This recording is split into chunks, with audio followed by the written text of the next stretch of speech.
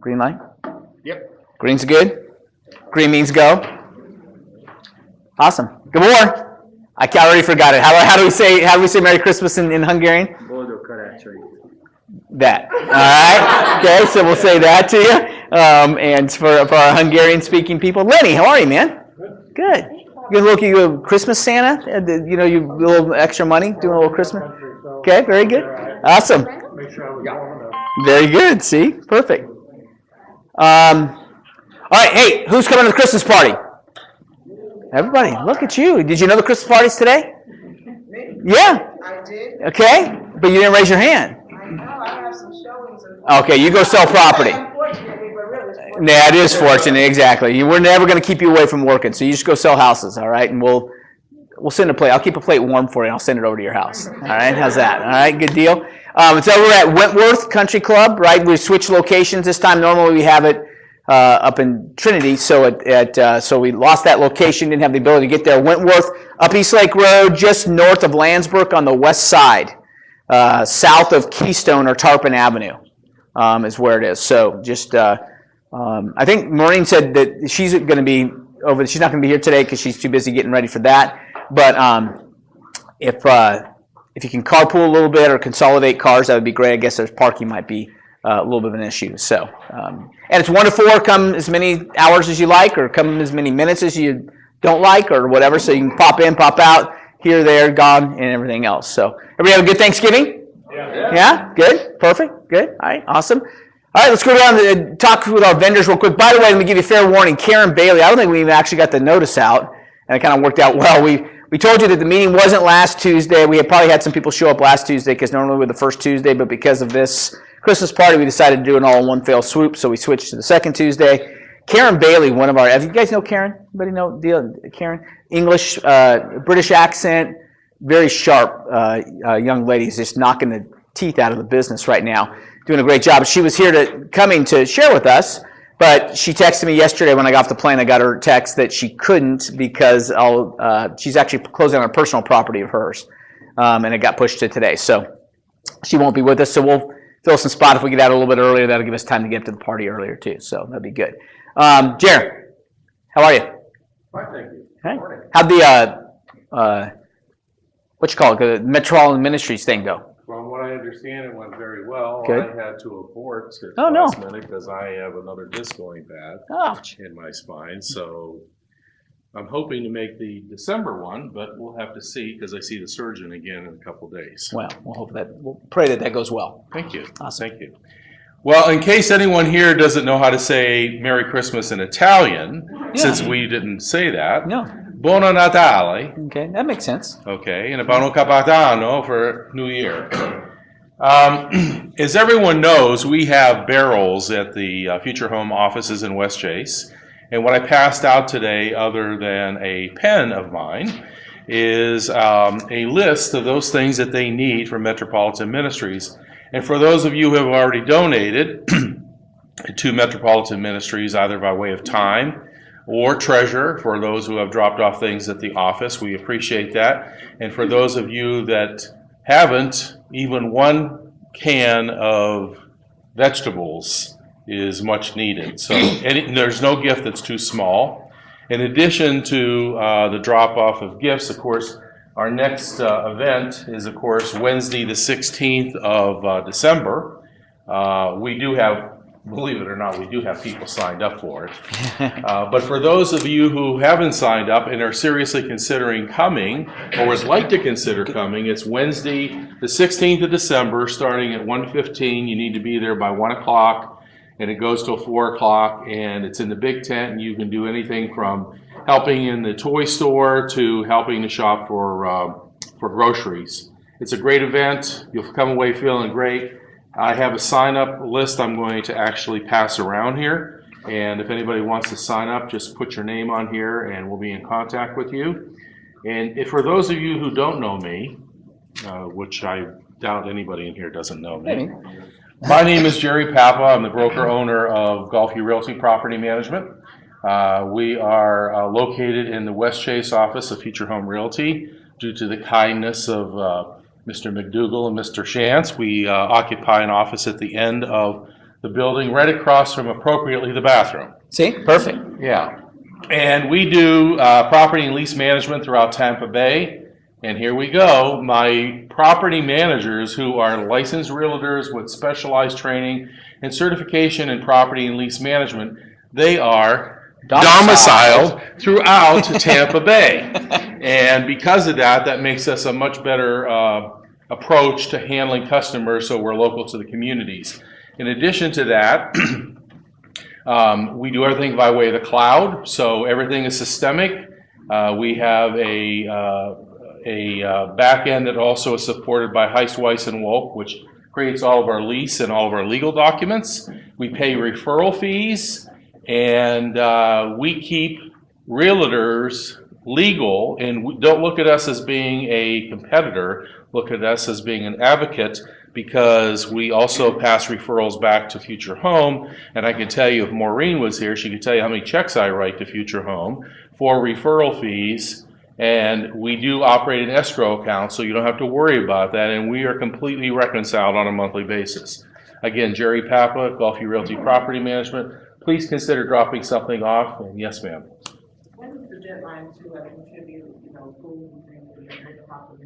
I'm probably not going to have them pull the barrels at the office, if you will, until the Thursday before the Thursday of Christmas. And I don't have a calendar. Well, no, this is Like the 17th? Yeah, you have a calendar. I put one on your desk. Yeah. yeah, but this is 16. Is 15 Oh, so, on? yeah, right there. 17th? Okay. Probably the 17th or 18th we'll have it pulled, and hopefully, which is next week. Thank you, Jim. Hopefully, it will be so full of toys and non-perishable food items that everybody's going to love it. And again, we invite our vendors also to contribute and also sign up for the list as well. Perfect. Thank you Awesome. very much. Great. Thanks, Jared. Perfect.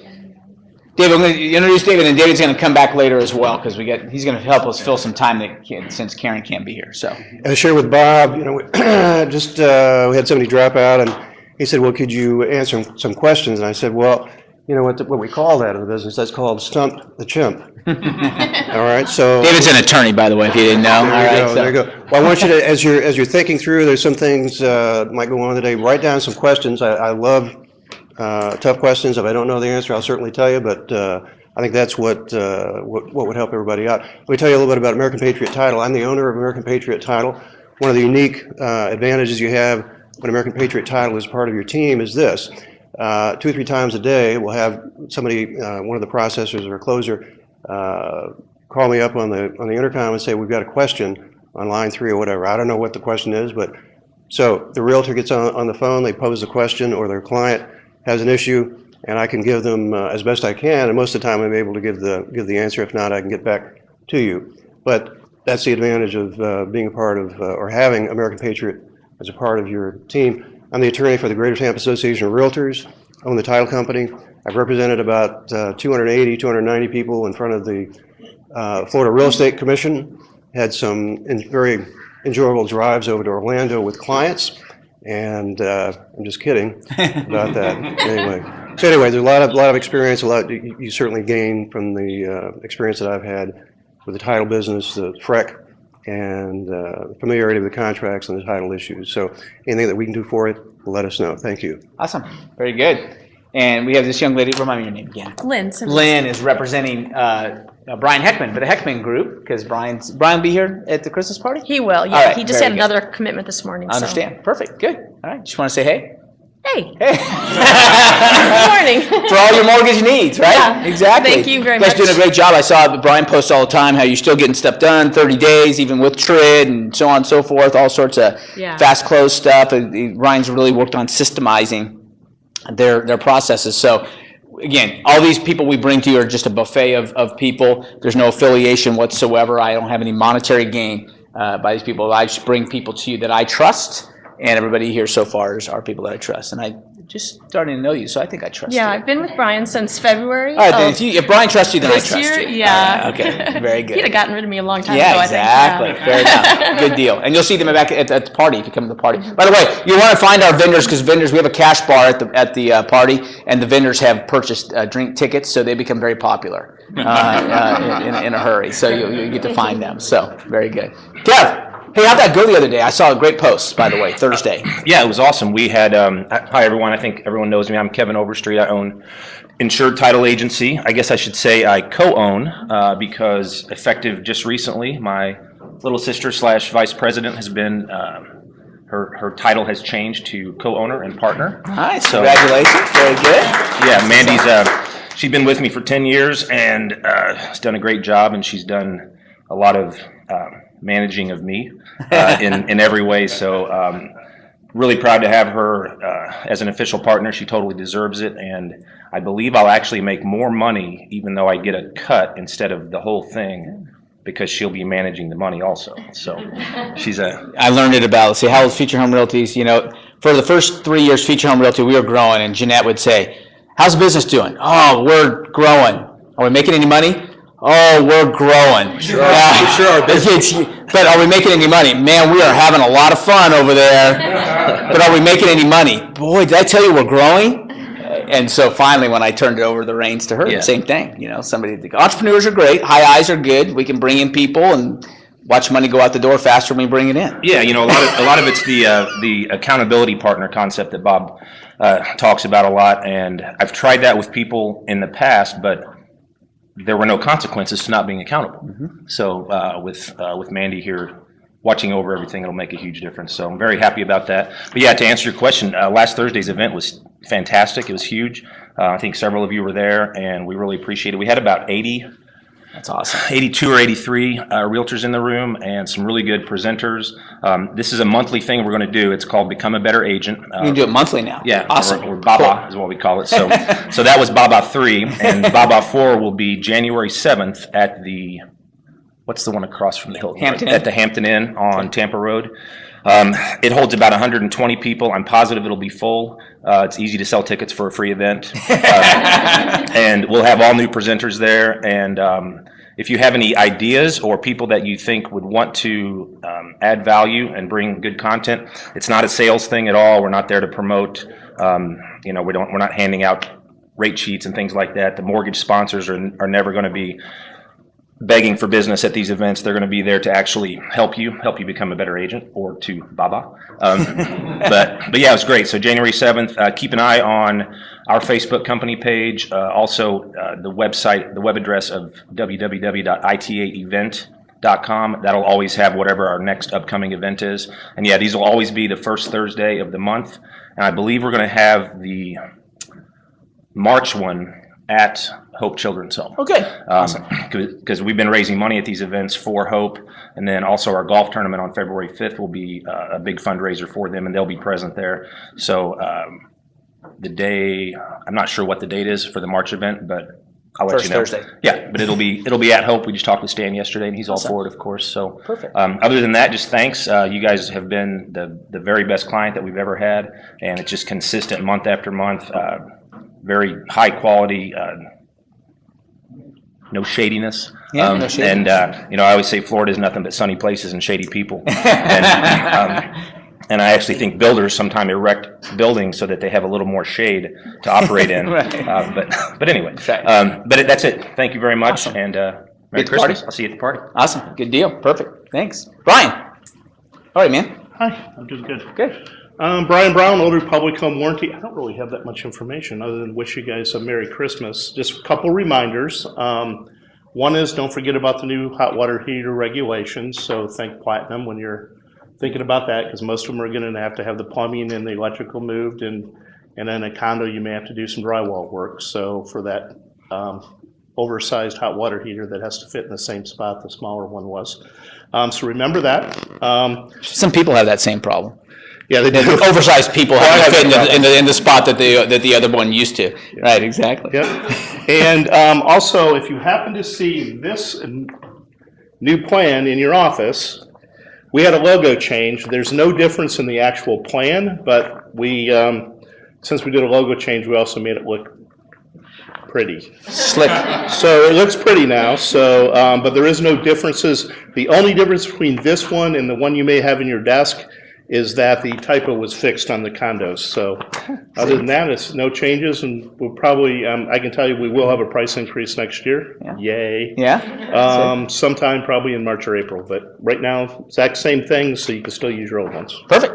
Right? Awesome. Thank you very much. Thanks, Brian. See you at the Appreciate it. party. All right, good deal. I'll have drink tickets. Yeah, see, you'll be popular, I'm telling you. But I did Yes. not buy those because that would be, Yeah, right. You just, all of a sudden, we found a check somewhere. Exactly, yeah, I got you. I failed to mention something, Yes, and if I could indulge you for just another moment. you can indulge. With me today is Thomas Walsh. Thomas, Hey, Tom. The reason Thomas is with me today is twofold. Number one, he is one of Gulfview Realty Property Management's preferred vendors, and he's the co-owner of SCM Roofing and Construction Company. So Oh, yeah, I thought, Maureen said you were going to be coming in. Perfect, good. Yeah, And he also will be your sponsor for your February meeting. Awesome. And I asked him just to come today and kind of sit into the meeting, et cetera. But great guy, does a great job, very conscientious. In fact, he'll be doing my roof. That's right. West Chase. Anyhow, Thomas Walsh. Perfect, good deal. If he gives me his card, I'll get him in our vendor list. Okay, awesome. Get the card to Tom Scaglione right now. Yep, perfect. That's great. Always looking for, roofer seems to be one that we haven't had someone find. Hey, Cher, how are you? Bad year for the Ravens, huh? Don't even talk about it. I see you're not wearing any purple at all, not proudly sporting that purple at all. All right, okay, good deal. There's always next year. All right, very good. All right, cool. All right, you ready, Bruce? I guess I am. All right, so we actually have a sponsor. You know, every once in a while we'll have people come in and sponsor a meeting. Like it's going to come. Thomas is going to come on in February. So this is Bruce Weber, right? Yes, Bruce Okay, Weber. Bruce Weber. I'm going to turn it over to him. It's a home inspector. Yeah. And he's going to tell you a little bit about what he does. And it looks like he does all sorts of goodies here. Yeah. If we pass this down and put your card in there. Can you hear me? Is this okay? We're gonna, It's not a microphone. It's just Draw. recording for. Right. Okay, so, All right. I guess we're good. make sure you put a card. Do you have a card? Oh yeah. Only one card. Yeah. Just No, one card. Yeah. Like this is Diane. She's my much better half, and she's here to support me and tell me what I've done wrong.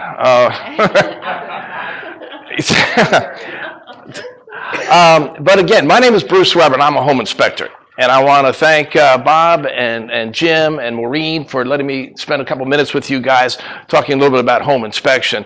I promised to make this quick. They said they'd give me 15 minutes of time, and I guess that's what I have about. I had it all written out, but since I'm kind of up here winging it, let me just say thank you very much for letting me be here. I was going to fill your head with a bunch of great information on all the stuff that I know and how good of an inspector I am. But a wise man once said, you know, if they won't care how much you know until they know how much you care. That's right. They won't care how much you know until they know how much you care. Well, I know that a lot of inspectors will go and try to impress you with all that they know and that kind of thing. And what they do is they end up scaring the buyers. Have you ever had an inspector do that?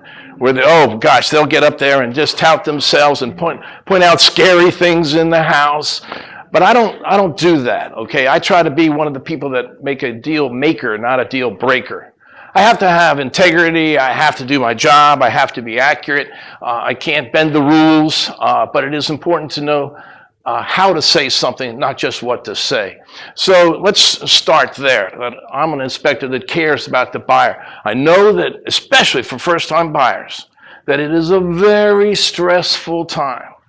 They panic. I saw a buyer yesterday, a beautiful house. I mean, almost immaculate, perfect. And the woman came in and her eyes were like this big. And she was like, well, is it any good? I'm like, ma'am, this is a beautiful home. I mean, this is great. I really don't find that many things wrong with it. But she just kept asking 1,000 questions. Oh, and speaking of that, in case you're not sure how I operate, and I guess most inspectors, it's best that if you have questions or the buyer wants to be there, have them come at the end of the inspection. Okay, anybody know about that? Not at the beginning, okay? A typical mid-sized home is going to take me at least 3 hours. So if I'm there at 9 o'clock, don't have them show up at 9:15 ready to ask me questions, because I need to stay focused. I want to do a good job. I don't want to miss anything. And if someone is there, I had one person who was absolutely within my a foot and a half from me, no matter where I was. I finally had to go into the bathroom and close the door behind me. And just so I could turn on the lights and flush the toilet, Say, excuse me, I was surprised he didn't come in and say, how's that toilet work, Anyway, I'm on your side. That's what I'm trying to say. I want to help you keep your buyers calm but as well as being informed. So let's start with that. In preparation for today, I kind of thought, okay, what can I say in 15 minutes that be of value to you? And I came up with 3 questions. Actually, I didn't come up with the 3 questions. My better half came up with them. So if you don't like the... real estate agent. Who is a real estate agent? What would a real estate agent want to know? So if you don't like the questions... So there she is. You can just, I answer to 2 higher authorities, one there and one there, Try to put myself in your shoes. What would I want to know? Excuse me if I cough a little bit. I took a lozenge and a mint before, and of course I choked on it. And then I had some water, and I choked on an ice cube. So, excuse me. Okay, 3 questions. Who or what is a home inspector? Who needs a home inspector, and what type of inspections do I do? What do we do? Who needs a home inspector? Well, you pretty much know that. Anybody who wants to make an informed decision on buying a house needs a home inspector. There's a story about a man who wanted to build a house. And he saw a house over there. He said, man, I want to be just like that house. I want it to look just like that. So he goes over to the neighbor and asks, who built that house? And, excuse me. He said, and the owner of the house said, well, I had a great architect. He designed this house, and that's why you like it so much. You got to get in touch with the architect. The man decided that he could do it best on his own. He could build that house by himself the same way. Sure enough, he did. He built the house. It looked just like the other house. It was said and done. But when the storms came and the winds blew, there went the house. That was the end of the house. And if anybody knows that story, they know I just plagiarized that from the Bible. And that's right. I didn't tell her what I was going to say. I never do, because then I'll never hear it. You should say this. You should say that. Well, you're going to quote the Bible here, by the way. Yeah, that's good. But the story behind that is, or how that affects us is this. You can't tell a book by its cover. You can't tell the condition of a house just by looking at the outside. In this case, it didn't have a good foundation. And I hope you all have good foundations in your lives. I do in mine, and so I'm proud of that. But that's what I go. As a home inspector, I want to go from point A to point B, or from A to Z, and everything in that house. I want to be able to tell and not miss anything. I pride myself. I actually say a prayer, God, help me make this a good inspection. Help me earn the money that these buyers are paying me. It's very important for me to do the best job I can. I make mistakes. I make them all the time. Well, I shouldn't say all the time. Sometimes I make mistakes. Like just now. But it's important to me to do a good job. But I go through, and I look at the roof, the attic, the walls, the ceilings, see where there's any leaks, any kind of leaks underneath the sinks. We just go through from beginning to end. And as a home inspector, that's what we do. That's who or what a home inspector does. I'm going to go a little bit more about the types of inspections in just a second. But who needs a home inspector? Again, who needs a home inspector? The person that needs to make an informed decision. But mortgage companies and title companies, they have a vested interest in that house too. And insurance companies, they want to know the condition of the house. So who needs a home inspection? Not just the buyers, okay?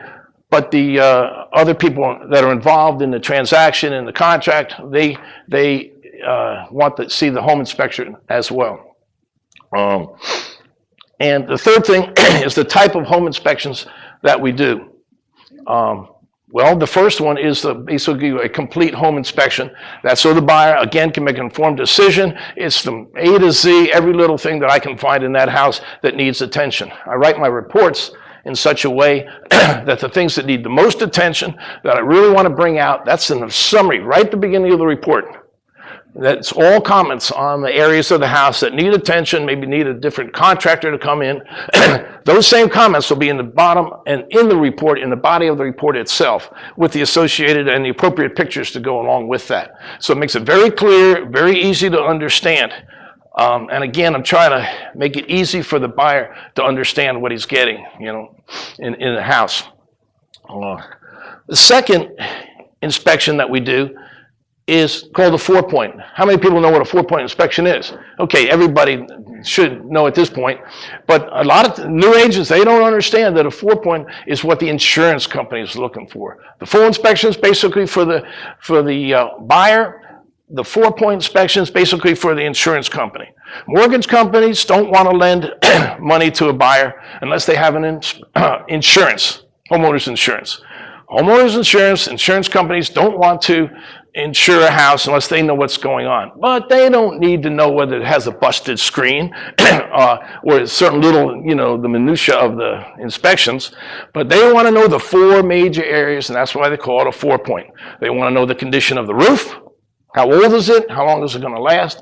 They want to know the condition of the electrical system. They want to make sure that it's not an old style Federal Pacific electrical panel that they won't insure. Maybe some of you guys have run into some of those things. They want to make sure that there's no solid aluminum wiring within the electrical system. Those kind of things. In the electrical system, that the plugs are all wired correctly. We look at that, of course. So you got the roof, the electrical, the plumbing system. Speaking of water heaters, okay, what is the condition of the plumbing system? Do you have leaks underneath the sink? Is the water heater running out? I had a guy just yesterday, I went back on a re-inspection because the water heater was leaking the first time I went there. I said, you're not going to pass a 4-point until you get this thing fixed. The real estate agent called me up and said the plumber was out there and checked the entire system, put in a new water heater. Went out there yesterday, and sure, he did put in a new water heater, and he turned the water on. But he did not check the rest of the system, and there was a leak. I found 2 rooms flooded. I wasn't happy to have to go out there a third time, which I'll have to do. But that's one of the areas is the plumbing. And the last is the HVAC, heating, ventilation, and air conditioning system of the house. That's the 4 points that they want to know. They want to know how old it is, how long it's going to last, its condition, is it safe, that kind of thing. So those 4 areas are the 4-point that the insurance company want to know. I haven't had a 4-point kick back to me that I've missed the areas and things. Every once in a while I'll get a question from insurance company on the last type of inspection that I do, and that's the wind mitigation inspection.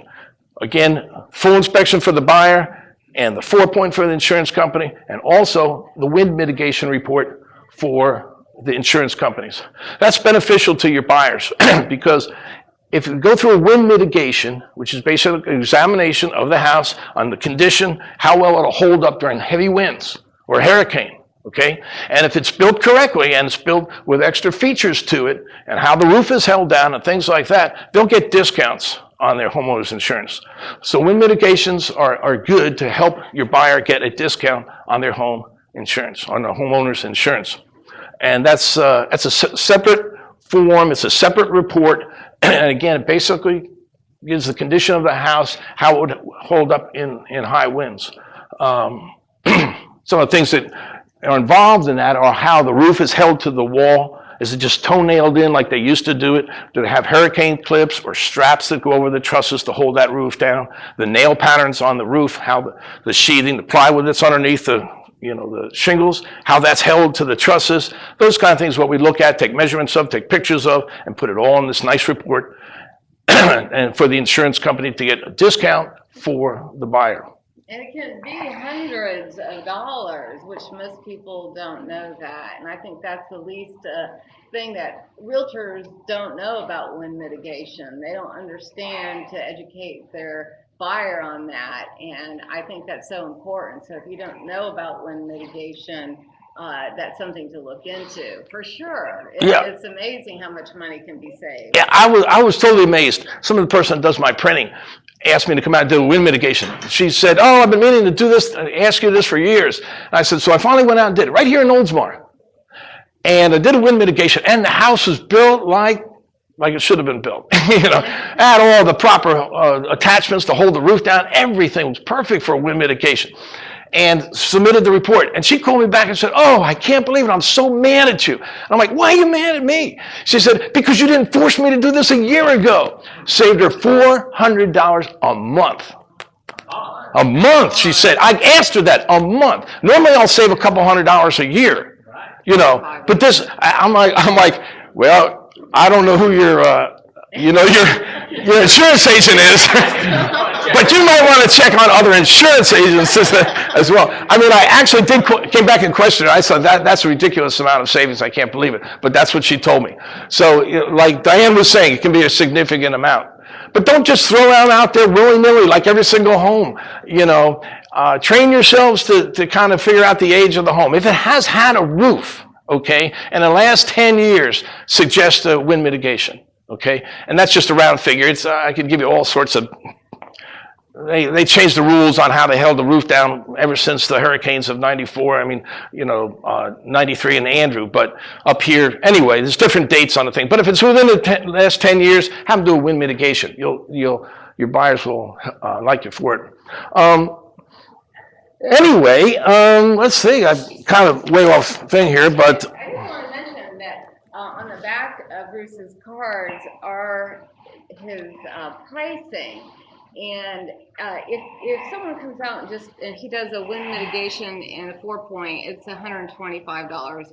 It's which I think is pretty good pricing. But if he goes out and he does a full inspection and he does the other 2 reports that have to be submitted to different people, he only does it for $25 a piece. So basically, if it's a $300 inspection, he only adds $25 and $25. So it's really a pretty good deal. I know all home inspectors do something like that, but we've dealt with a lot of realtors, especially over this past 6 months, and said that we have some of the best pricing. So I'm hoping to hear that from all of you as well. 'Cause that's important too, right? Yeah, you got to be looking out for your homeowner. Yeah, right.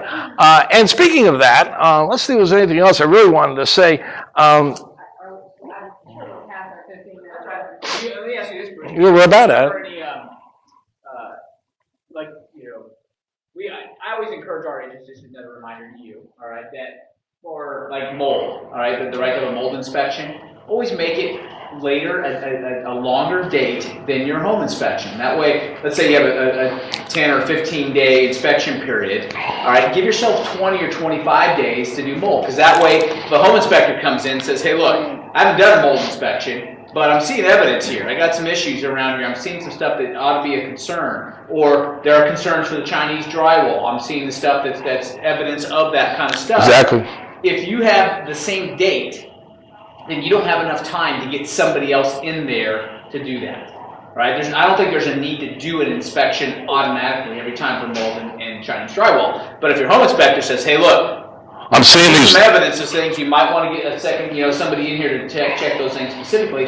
You want to have the time to do that. That being said, do you do mold inspections? No, I don't do mold inspections, nor I do termite inspections. But let me make a point of that, and Bob, that's a very good point. I was actually interrupting a mold inspection going on because I was going in and out of the doors, and they're like, keep the doors shut, I need.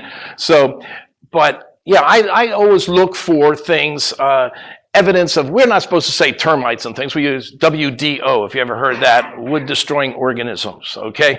But some people say, well, why don't you do that? And I'm saying, well, it's beneficial actually to the buyer. When you think about this, when I go in and do my inspection, very often there's people that I run into all the time that are doing the termite inspection. And that is kind of okay to do at the same time as well, because what we're doing is we see 2 sets of eyes on the same house. I'll go in, and I've worked with a number of termite inspectors, and they'll go in and say, Bruce, did you see that stain in the back of the roof? I said, well, of course I did. Of course. Yeah, thanks, Bob. You know, and I said, "Did you see those little indications back there?" He says, "Well, of course I did." I don't, you know, they go and take a picture. So it's actually better if you have two people doing the inspection because you get an extra set of eyes. Yeah, we don't do mold. I don't do mold. That's a whole other set of instrumentation and things. And I like to stay focused. I really like to stay focused on what I'm doing. Having said that. Here's one of the standards I use. For my own inspections, and I'll wrap that up with this, that, again, I answer to a higher call than just the buyer. The buyer's who I'm being paid by. I try to do a good job. I always look at a house as if I have two daughters. And if any of the men in here have any daughters, they know what that means. That means that I look at a house as if my daughter is buying that house. I want to know everything that would protect her. So that's the standard I use. I pray, say, God, help me make the best inspection I can and make it as if I'm doing it for my own daughters. And then I go in the house. And yeah, I can fill your head with all the education I had and all the things, but I think it's just as important to know how hard I'll work for you. Okay? We have, and again, I want to thank you very much for the time, and I hope I threw a couple of facts out there. Oh yeah. Diane, you want to come up here? I have a question, but I do have a comment. Yeah. Home inspections are really awesome, and everybody needs to have one.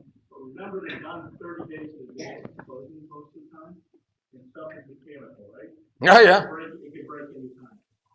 I would, just from my opinion, is from the home warranty side, is if you have an air conditioner that's R22, the bold freon, you probably, when you do your walkthrough, it'd be really good to have an AC guy with you, check that AC a couple days before closing. Because that's probably the most expensive mechanical thing they have. And in 30 days, there's a lot of stuff that can go wrong with an air conditioner in 30 days or 20 days. So, if you have an R22, you might want to take a look at bringing an AC guy with you to do the walkthrough without actually inspecting that. Yeah, because the extent that we do the air conditioning, look, I look at it, make sure it's working, and I take readings on things and make sure that it's putting out the proper air. But as far as the total efficiency and what might happen between my inspection and when the walkthrough or closing is, that things can happen. And by the way, you're still protected contractually, right? If you read your contract, you guys all have the contract memorized. You know what you're having your client sign, right? No, yeah. You should live a day in Jim and I's life. Yeah, Jim and I, yeah. Live a day in Jim and I's life and find out what our agents don't know about the contract. Mike. One comment, one question. We took a inspection class over at Pro, and they said, to the lady's point earlier, that you can save up to 70% of your total insurance premiums if you do the limit. Yeah, absolutely. And there's 4 levels of limit that it's got 4. And if you're tapping into the 4th level, then you can save up to 70%. Yeah, so there's a lot. The question I was going to ask you was, categorically, is there anything that you don't inspect for, but it looks like mold, termite, and Chinese drywall? You probably don't look at those things, but to Bob's point, if you do, are you looking at those things and making that recommendation? Oh yeah, absolutely. I just did home the other day, and unfortunately, I was given a little heads up by the buyer, and he said, "Hey, those are the years."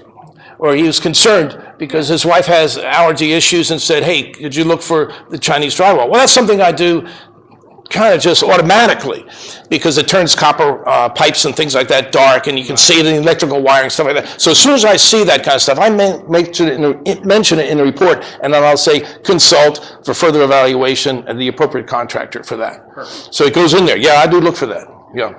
Awesome. Okay, we have a drawing of things, right? Okay, all right. Well, we'll let you draw. Okay, I'll draw. Okay. Let's mix these up a little bit. Look at everything we've got here. Well, well, I'll tell you what. It's just a little bit of everything. How about that? Yeah, we'll be real It's quick. almost We'll be quick. everybody. I know you guys. Yeah, well, yes, exactly. Okay. This will be better than what I was talking about. This anyway. is Lori. Lori Blackburn. All right, back there. Lori. Okay, I'll tell you what. Why don't you do that, and then I'll just. All right, you hand them out. All right. Yeah, be quick, because I don't know which is going to what. I left her in charge of this. Mike and Gloria Smith. All right. I don't know. You should hand them a specific order. I'm not sure. Here. Are these what we're giving out first? Yeah. Okay. Yeah. Okay, who's the other one? Back over here? Okay. Great question. You get a prize. Well, you get a prize. Sherry Lowry, while you're right there. Sherry Lowry. Sherry, all right, and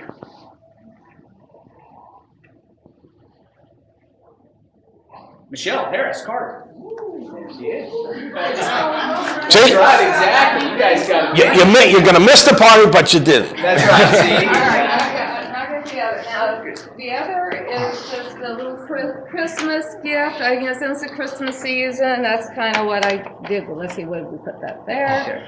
And let's see, we've got 4 of these, and included in here is a $50 coupon for you to pass on to one of your buyers and for them to save. So in a way, to get you to use us. Yeah, I want.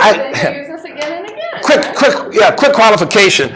A quick qualification on that. I'm sorry, I should be over here with my quick qualification on that. If I'm just doing a 4-point, I can't give a $50 discount. That's for full inspection. Yeah. And it does say full inspection on it. This is being recorded. We can always go back to the tape in case. Did you hear that? Gabor Getzi. Right here. Gabor, raise your hand. All right. All right. So now this has my infamous graham cracker delight. And My goodness. Oh yes. Oh yeah. She's sleeved over the stove. Everyone's going to be a winner almost here. Lee Ekovich. There you go. Right there. Lee, right back here. Yeah, these are great. They're addictive and they're. Do you got 2 more here? What these are 2 more? Yes. And if anyone likes them and they want me to make them for them, I do charge a nominal fee. And Tom Scaglione. That's a distinguished looking man right there. And you can share again, just remember. I've got enough for you. Okay. You got 1 more? Do you have one? All right, 1 more. All right, Jerry Papper. All right, and then the last but not least, Bruce, you can give that one out. Dun, dun, dun. There he is. Okay. The winner. Wake some up. They want food. I should have just brought food. Stop talking. That's right. Tanya Elder. All right. Yeah, very nice. Okay, and for She's going to be regifting this, I bet. I'll say that so you can eat them. I have to say I'm diabetic, so I don't know. Jim, you got some for Yeah, we'll bring it over there. Perfect. That sounds great. All right. Well, thanks, guys. Hey, thank you very much. I appreciate your time. Contact me. Great job. Thanks again, Bruce. Hey, not a problem. Appreciate it. Good deal. All right, so you know what? We'll try and keep it quick. We got about 12 minutes left. We'll try and get you out of here by 11. Make it fast. A couple things. Just I want to share. I'm looking around the room. I see some 100Kers. Just a couple things I'm planning for next year, just so you're aware. And start thinking on this. I'll post it in the 100K group page. But we're going to take it up. We're going to do a couple things. We're going to. Jim is doing such a great job of adding agents that I constantly have to teach pretty much the same stuff in 100K because I got a new group. You wait, 4 months, and I've got another 100 agents that have joined us that are ready to go and are excited about 100K. So we end up teaching, and that's all new stuff. But I also want to take it up a notch. So I'm looking at maybe an hour before each session, we're going to have 100K 2.0 or whatever we're going to call it. Okay, just now, and just so you know, I may make some qualifications on it. All right, that it may be it's going to be more of a boot camp kind of gig. So just keep your eyes open if you're looking to take it really truly to the next level and you're willing to commit. All right, there's no charge, no fees, nothing of that. It's just I'm looking for people that are willing to say, hey, look, I'm not just going to say I'm going to do it, but I'm going to really, really do it. All right, because remember, to know and not to do is not to know. Right? So it doesn't matter. We have, realtors are famous for getting all this knowledge and leaving saying, I'm excited till tomorrow. All right, and then then it comes time to do something, and now it's all over. All right, if you want to get a head start, Kevin. Not to interrupt. No, not to interrupt, but to interrupt. Go ahead. Interject. Supplement. But anyway, the Jamie Maloney spreadsheet, I have the updated one. I'm going to send this to all the FHR people today. We're still working on a scheduling program or system that is taking a while to develop. It is really being developed from the ground up by our web guy. There's only been about 10 FHR agents who have participated in this, and that's great for those 10. But I mean, this is a really, really easy and free and simple and effective opportunity to get buyers. So when you get that spreadsheet, take a look at it. It's just a raw spreadsheet. It's not very user-friendly, but Jamie is very user-friendly. So just email him. He'll be copied on his email and say, I want to sit at this house at this time, and he'll approve it unless there's a tenant or something like that, or a soon-to-be evicted dweller. Yeah, right, exactly. Cash for keys is. I'll keep sending those updated spreadsheets, but I really wish everybody would, or more people would get involved with it, because it is really great. And it's amazing that our REO agent is saying, here are my 250 listings, go for it. So, Does he send it to you in Excel spreadsheet? he does. And you know you can sort it by zip code. You can, except the entire address, including the zip code, is in one cell. So what I've had Bobby do in the past, well, I've had Bobby go through, it takes him 20 minutes to put another zip code. I can separate those in a couple seconds. Or I can send it to Jim. See, I'm telling you. I'll send it to you first. Because they're all over the place. They are. And some people aren't gonna be. Right. In some of those areas, and it takes a lot longer to go through the. Right, so it takes 15 minutes to sit down Or you and can say. suggest the zip code be put in a separate copy. I have. I can separate. Jim can do it. 15 minutes. Yeah. And the reason Jim can do anything with Excel is because his wife Renee is an Excel genius, right? Is that true or not? That's true. That is true. So that's been really good. So, and if those of you aren't familiar with 100K and never been to 100K and don't understand what we're talking about, one of the things we promote heavily is sitting bank-owned open houses. And the reason is because people come. You will meet 30 people, period. Okay? Flat out, do it. All right? Yeah, but I don't have any buyers. I don't know how to get business. Short of me hiring a limo to pick you up and take you to this frickin' thing, all right? I don't know what else I can do, because now Kevin's brought us a group that has 250 foreclosures that says, hey, look, sit open houses at my listings anytime, anywhere, any day. We are in, right now, high season in Florida. People are here. I heard today on the news that 1 million more people are going to be here than normally. I mean, we have about a net gain of about 1 million people during the winter season, right? So do I take my open houses only on Saturdays between 1 to 4? No. We have people sitting open houses on Thursday afternoons and are meeting 30 people on a Thursday afternoon. Because guess what? The 1 million people that are coming don't have jobs, right? And they're here, and it's not like they're stuck in a cubicle from 9 to 5. They're here doing other things, getting things done. They would hey, maybe I should own a place here. Man, you could buy a house for $72,000. Why am I renting this place for $8,000 a month that I have to beg and get in a seasonal rental when I could just own this thing and, a lot faster, a lot better, a lot easier way to go. So I'm just telling you, take advantage of that kind of stuff. But that's only part of what we teach in 100K. We take it to the next level. But then to Kevin's point, though, I mean, we can only, lead a horse to water, can't make him drink, right? It's just, there's no reason for you not to be doing business right now, today, period. Okay, it really isn't. So I encourage you to do that. If you want to get a jump start on next year, those of you that are in the last 100K, we've read it a couple sessions ago. We read it again this time. I'm a firm believer. There are some great, what we call the scrolls, and the scrolls are in the greatest salesman in the world. Commit those scrolls. Commit to reading a scroll a day. Get the greatest salesman in the world. You can pick it up for $3.99. All right. It was written by Og Mandino, an incredibly talented young man at the time when he wrote it. Old man now, and has probably passed away, but gifted, God-given knowledge. I'm just telling you, it's powerful stuff, and the stuff in those scrolls are they'll revolutionize your life if you begin to read them, and internalize them. Okay, so greatest salesman in the world, Og Mandino. Now that we got David up here, David, come on up. All right. So let's hypothetically talk about this real fast. When would be a good time for you to initial or sign a document on behalf of your client? Never. Yeah, it starts with N and rhymes with lever. Okay. Okay. Yet, for the second time this year, right, David? I called David and had a discussion about one of our agents, because it's always a good idea until your buyer all of a sudden decides it's a bad idea, right? But he gave me full permission. He was like a brother to me, right? Yeah, well, you're like a brother to me is suing like us, okay?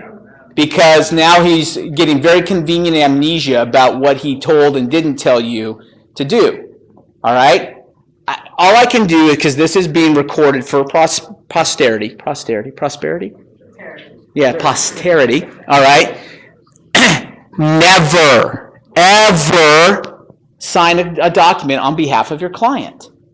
Yeah, but it's so much easier. I know, I get it. All right? Ask you how much easier it is to get sued. All right? It is not easy to get sued. Okay? Just so you all know, and you may want to up and run, our E&O policy is in place. We're good to go with that. Deductible's $5,000. You are 100% responsible for that deductible. All right? Because the $250 I made on a deal ain't going to cut it. All right? You're responsible for that deductible. And the minute I call my E&O company, the minute I call them, you better have your $5,000 because we just spent it. Guys like this guy, right? How long does it take to rack up $5,000? Not long. You just did. Yeah, you just did, exactly. Luckily.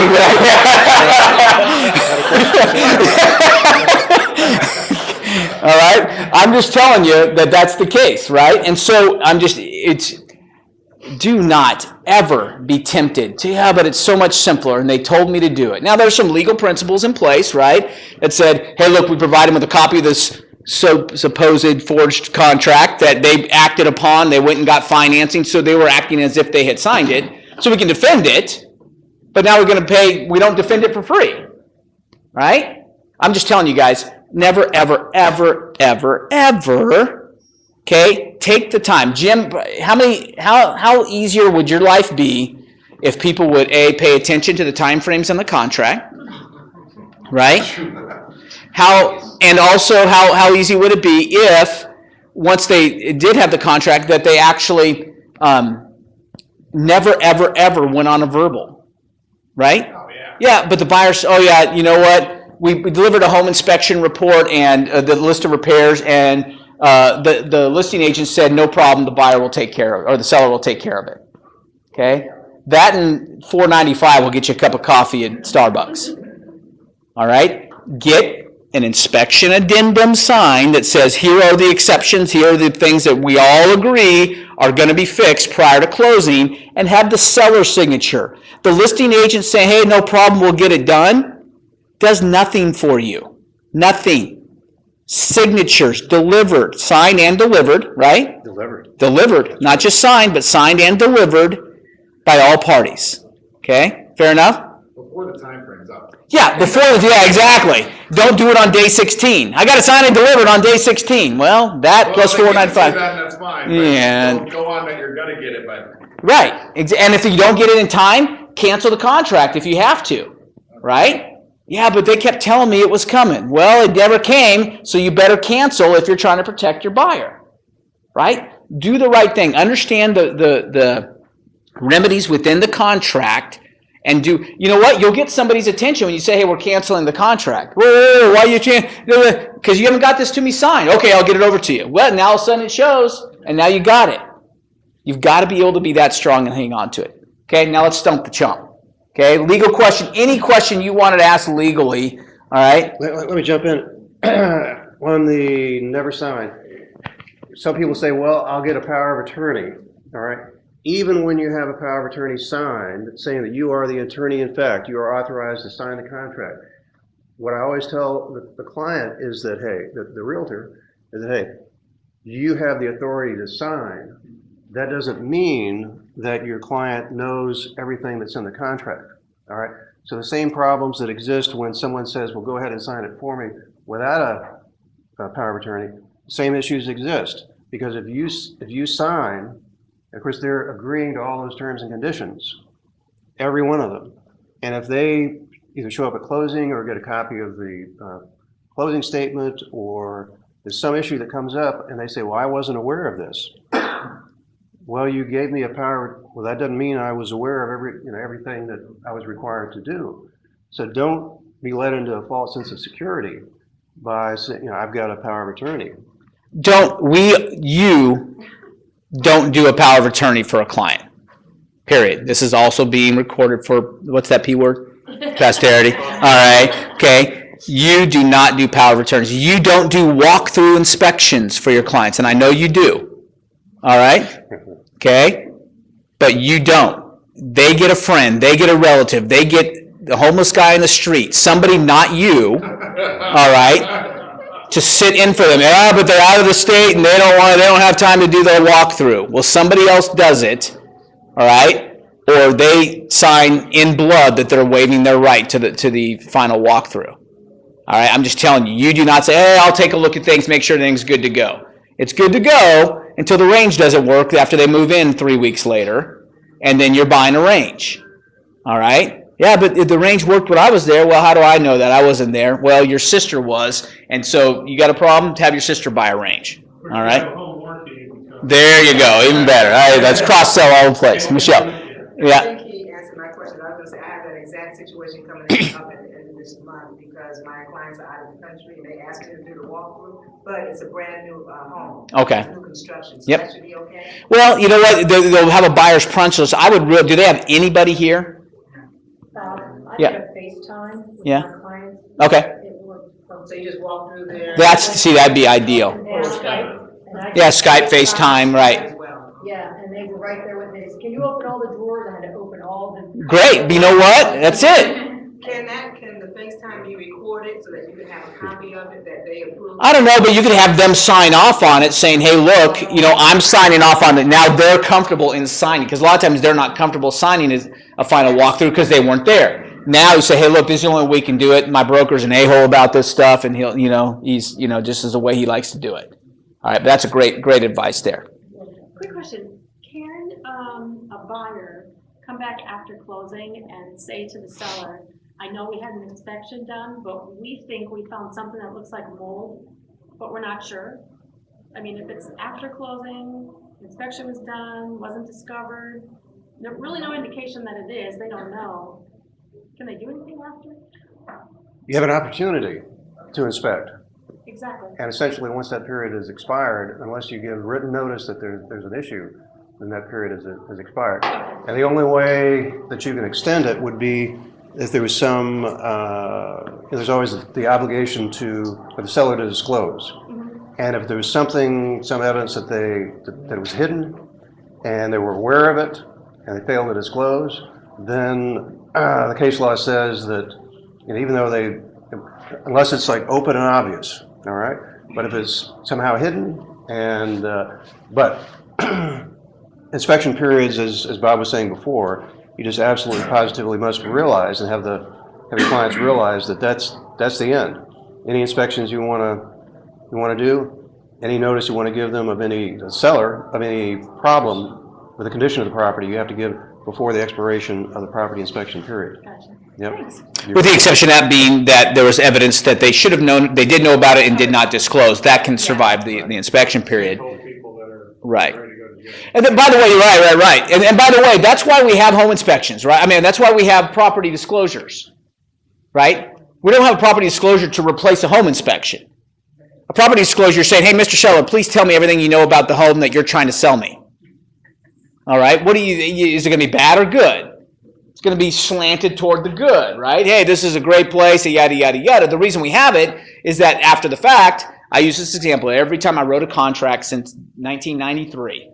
All right, we do our home inspection, everything looks good. All right, look at the seller's disclosure. Is there any problems? Nothing. Any evidence of flooding? No problems. First good rain you get after you move in, your buyers are moving in, their boxes are still in the garage. They come out that morning and there's 2.5 inches of water on their boxes. And the neighbor wanders by walking his poodle with the umbrella and says, yep, every time it rained. Right? And like he said, can you repeat that into my lapel, please? Let me get a recorder. Because now you've got a guy who's saying, yeah, the seller knew about it. He was bailing water out every time it rained, right? And he never told anybody. It wasn't evident to the home inspector, all right? Guy doesn't have, a crystal ball. And so that's where you go back and say, hey, you knew about this and did not disclose. And that's where a seller, like the people with the sinkhole, can get themselves in trouble. And when you represent the seller, point out to them, I think it's on page 3 of the contract about in the middle, there is a paragraph devoted to that issue. That by signing this contract, you, the seller, are specifically representing that you have disclosed any adverse conditions with this property. There's an affirmative duty, and their signature says, hey, I have disclosed everything that is an issue with his home. Right, including, hey, no showings between 5 and 6 on weekdays, because that's when the old 5:15 rumbles through. You know what I mean? And then, train run, I don't know, train tracks back there, and sure enough, we can't show between 5 and 6 ever, or home inspection, can't be here. So, get that done. Great questions. Lee? Something just happened yesterday that's never happened before, for me, but something new happens every time. Right. We got the car bar as is contract, and the title company did a search and found that there was a balance on an assessment that's due. And on the contract that's signed, it does say that the seller will pay anything that's due prior to closing, and the buyer will pay everything after closing. But didn't my seller have to disclose it? Because if she did, she forgot about it. So where are we with that contract, and who, is that buyer going to push back on that assessment for like $800 that he never knew about when he signed the contract? Well, there are a couple options in the contract. And what you're saying is the option that was chosen was that the buyer and seller the seller would pay up to what was due prior to the closing. Correct. All right. Choice A. And are you saying that is the question, is there some affirmative duty on the part of the seller to disclose assessments? Correct. I don't believe so. I think, I couldn't find a place. I mean, I'm going to look into it a little more. right. I think the assumption is that good companies like Kevin's and mine will find it. Of course, we always ask for an estoppel letter from the association. So you're talking about an association assessment? Is that what you're talking about? City assessment. Okay. Well, typically those are a matter of record. There's a recording. There's a document. The buyer and the seller. The buyer didn't know about it when he wrote the contract. Right. Nobody knew about it. Right. It was found by the title company who did the search. Right. So now. But aren't we under the assumption the seller's going to pay it? Whatever's due prior to closing. But the buyer has to pay everything afterwards. Oh, are we post-closing? We're pre-close, before closing. Okay, so the seller has to pay it. Does it just automatically fall on the seller then? Doesn't the seller?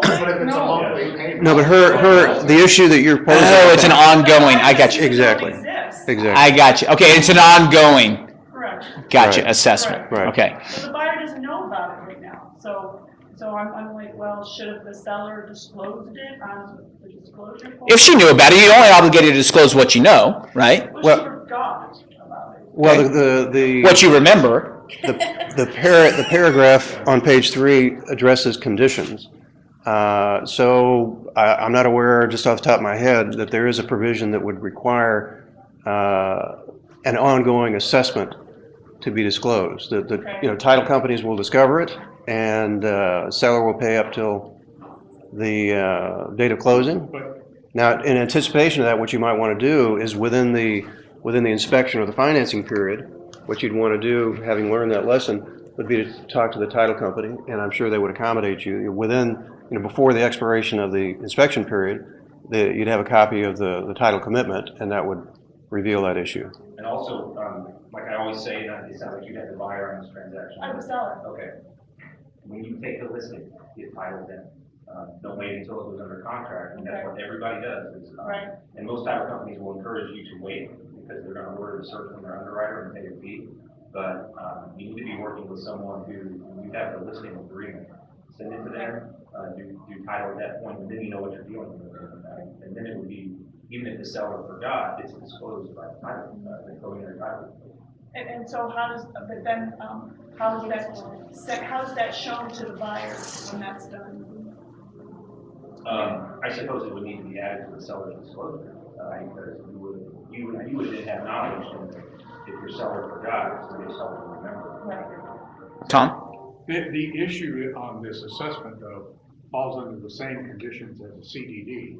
The CDD is ongoing. Correct. The seller's only responsible up to the day of closing for any CD fees that are due prior to the day, or up to the day of closing, and then the buyer takes that, and that's what that paragraph A in the contract basically states.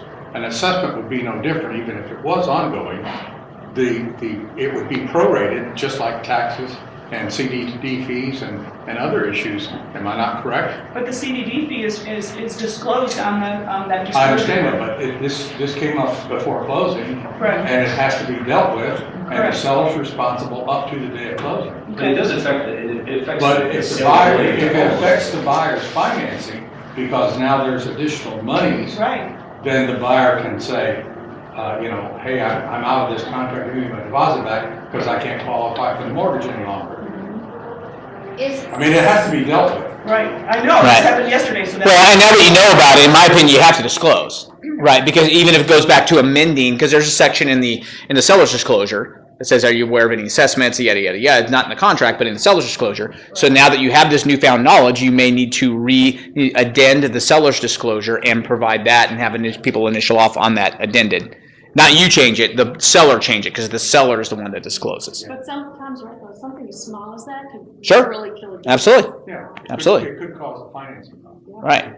Is it on county records though? Would it be in county records as far as pull up, you go to the eye of the listing and you get to see all the county records? Would it be on there? Well, it would.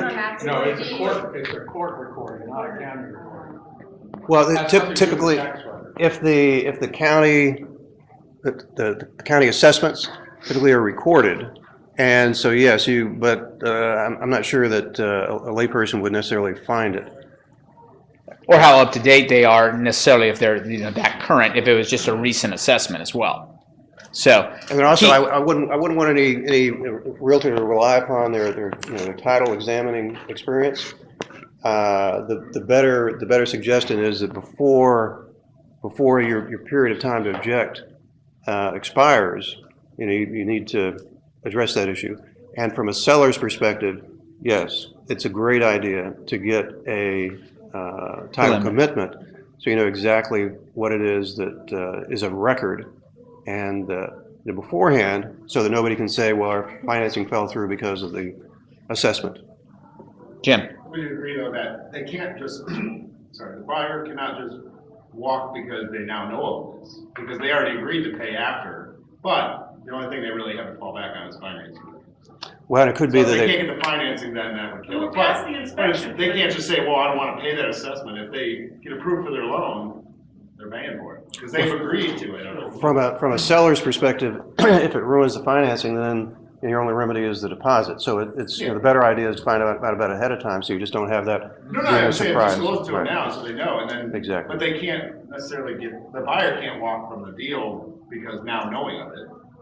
Because they've already agreed to pay. They did option A, which is Right, and they agreed to that. after the fact. That's correct. So if they get financing, they go To choose option A, because when I do contracts for buyers, when I choose option A, I never think about first checking if there is any assessments after the fact. Mhm. I've never done that. Right. You will now. Yeah, right. That's a good point, and it's a good standard of practice. So might everybody else. Right, exactly. It's a good standard of practice to do. Inspection period is 10 days, and we're done with the inspection period. So does the title company call the buyer's agent and said, look, this is what I just found? Or, and then what if they don't like that there's an assessment for the next 5 Well, years? it depends on the title company. How did it take them more than 10 days to do the title? Because I assume you ordered title when you get them under contract, so 10 days later you're just not finding out. I think that's negligence on their part. To be honest with you. It's Christmas time. Yeah. Exactly. But the other issue is the inspection period has nothing to do with that. The inspection period has to do with the house. Correct. Not assessments. Okay. So you can't use the inspection period as a timeline. Okay, good. That's good. What's the timeline for the title period? When it's discovered, it needs to be disclosed. Right. Time during the escrow period? Yep. And to your point, though, the reason that if it were done during the inspection period, now all of a sudden on an as-is contract, now all of a sudden you don't like the size of the baseboards, right? And everybody understands that. You guys, when you represent buyers, as-is contracts aren't the end of the world because it basically is your buyer get out of jail free card during that inspection period.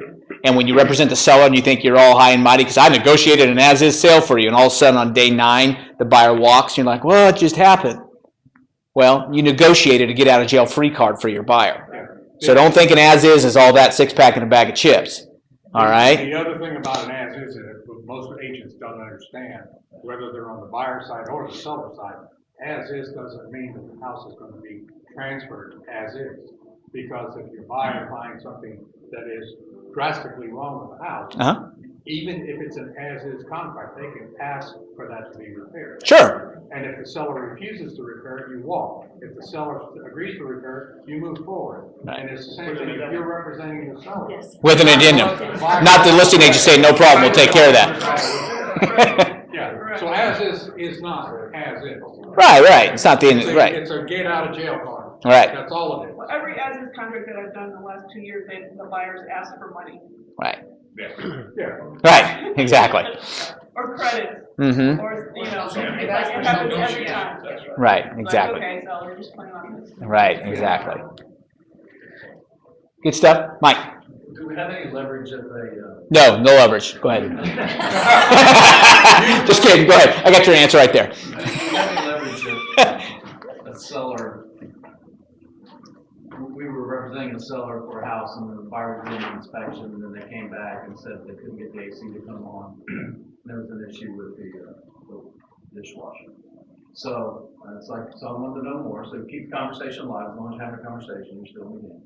And so I was conversing with the agent, and the agent said that the buyer's contractor brother got involved, read the inspection report, said too many fundamental issues here, walk away. So do we have any leverage as far as keeping them in the game at this point? I mean, I don't even understand what the issues are. I'm just trying to understand what they may be so we can talk about seller concessions or... It's an as-is contract? Yeah, the as-is contract basically says buyer at their sole discrepancy can determine that the property doesn't fit their standards. So you were right from the beginning.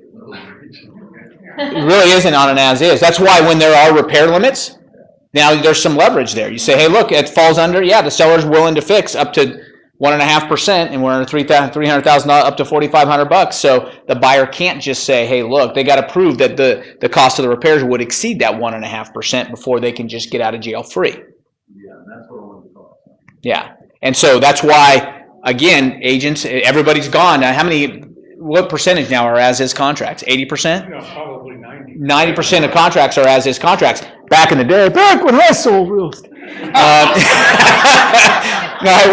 I always had, as-is were anomalies. It was flipped. 90% of contracts had repair limits in there, and we just tell the seller, hey, look, they can't just choose things like the baseboards, but if it's a legitimate, structural mechanical item, we're agreeing right now up to 1.5%, it's a negotiable item of the cost of the purchase price. We're obligating that we will fix, in terms of, and we can't just say no, we don't want to fix it like we can on an as-is. But the buyer can't just say, if you won't fix it, I'm out either. It says, hey, you're right. You say, hey, look, now let me fix it. What's your problem? Let me fix the dishwasher.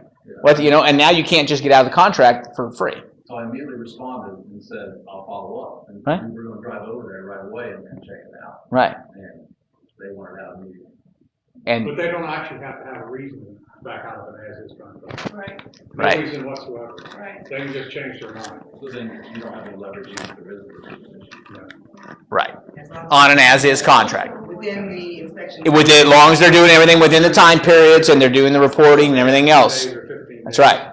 During that period of time, they can walk away. Yep. On an as-is.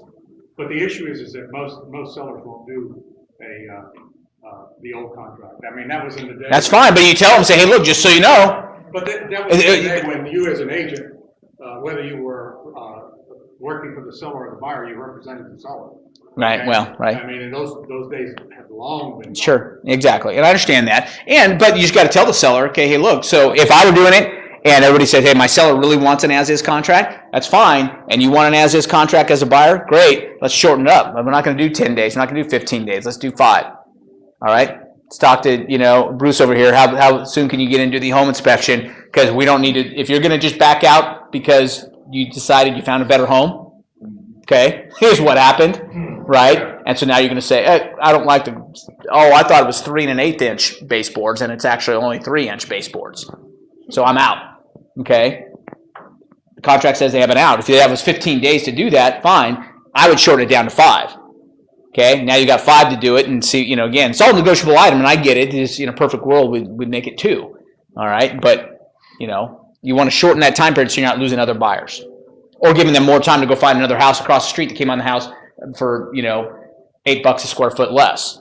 Now, maybe I want that one, and then I'm going to move on. And a home warranty doesn't cover that. No. Baseboards? No. No.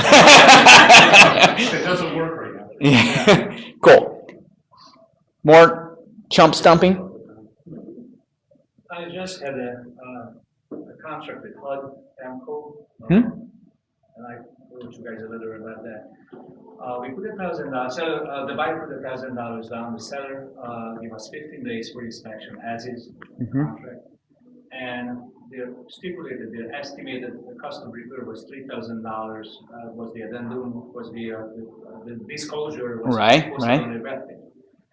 After the inspection, the inspector found that the estimated repair cost is way over above $3,000, Right. not $3,000. So Right. we canceled the contract. Right. And the seller, HUD, AMCO, kept all the $1,000 because there was one line hidden in the addendum that no matter what, if the contract falls through, buyer loses the $1,000. Because your buyer wasn't an investor. Investor loses the whole Correct. whole deposit. Correct. But they give us 15% encouragement. 15 days they encourage you to have a home inspection. Right. And they kept all the money. Sure. It was a ridiculous Right. process. Right. Be aware on these properties. That's why it would have been great to go, because Jamie handles a lot of HUD foreclosures, Jamie Maloney. All right, go talk to him and you learn these kind of things. But investors, they just, you say hidden, it wasn't hidden, it was there.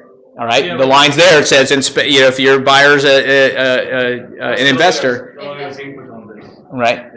Well, I mean, the contract says if you're an investor, you don't get your deposit back. Is there any recourse there? Of course, it depends on the language, how it's phrased, but what you have to do is let your client, the inspector, the investor, know that, hey, he has to be made aware of that. You might even want to have him initial that just in your record, so you know that he knows, and he's not going to make an issue. It's not going to be a surprise. Surprise is a bad word when you're representing. Anytime that your client is surprised, and that puts you at risk. Right. You should have known that, Gabor. You should have told me about that. Is what your client probably said to you, right? No, luckily I'm off the hook, but the other agent, the listing agent, is on right now. So Okay. All right. I don't know if it was this or not, but I remember seeing one just recently that actually said, if the buyer cancels for any reason whatsoever, they lose their money. I mean, and then there was actually an initial line right next to it for the buyer to initial, and the buyer wanted to sue, or wanted to, I guess they're paralegal. And then I'm like, well, it sounds like you got it under control. Right. Yeah, go for it. I can't argue that. Right. Well, anytime you see an REO contract or any contract at all that you're not familiar with, one of the first things you need to do is find out when the deposit money goes non-refundable, because that is the most emotional issue that your client will ever have. And you need to make sure that they're aware of it. You might even do a follow-up email. I just want to confirm, I appreciate the opportunity to help you out, and I've enjoyed the experience. And the next paragraph would be, just want to confirm what we discussed, and that is that you're aware that the contract says that it's non-refundable. When I sent them a cancellation notice, we were in the 15-day inspection period. It was like 5 days or 7 days after.